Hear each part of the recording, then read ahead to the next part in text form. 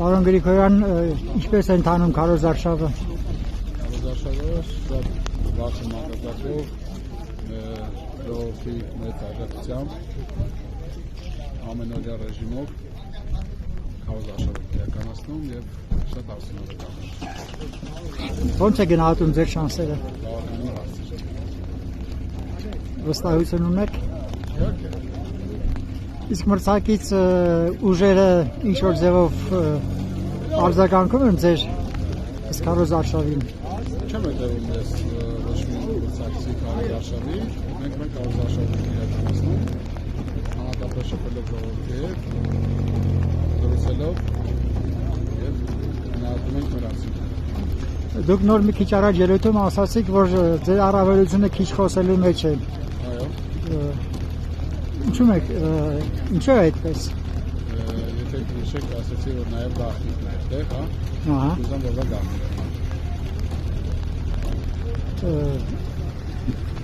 Իշխող կուսակցությունը ասում է, որ այս համայնքներում շատ բան չեն կարողանում անել, որովհետև մյուս ընդդիմադիրները սխալ են ասում։ Դա ունի Դուք պատմություն։ հասկացաք ինչի մասին Ես հասկացա, դա ունի պատմություն։ Ես կանադառնամ այդ պատմությանը եւ բոլորին անդրադառնամ, չանդրադառնամ, բոլորին էլ պարզ է այդ պատմությունը։ Երբ որ կանգնած ինչ-որ միկրոֆոնների առջև ասում էին 11-ը 10-ից շատ է, երբ որ մենք առաջարկեցինք, որ եկեք համատեղ կառավարենք համայնքը, մեր կարիքը չկար։ Իսկ երբ որ խնդիրներ ունեցան, համայնքը տապալեցին, համայնքի կառավարումը տապալեցին, այդ ժամանակ հիշեցին, որ կա Վալոդյա Գրիգորյան եւ կան մարդիկ, ովքեր որ ավականու անդամներ են, այդ ժամանակ արդեն խնդրելով, չեմ վախենում այդ բառից, որտեղ դա այդպես է եղել։ Խնդրելով, որ եկեք,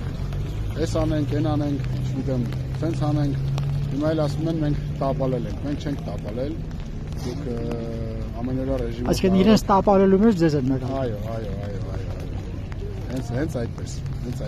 Ժողովուրդը շատ լավ գիտի ամեն ինչ, ես հասցրել եմ այս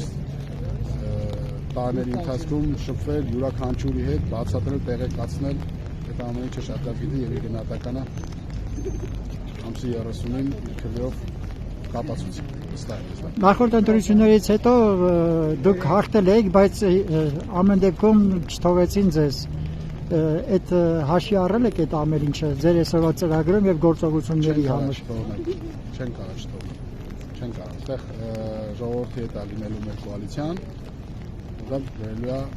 դիպուկ հաղթանակ։ Շնորհակալություն։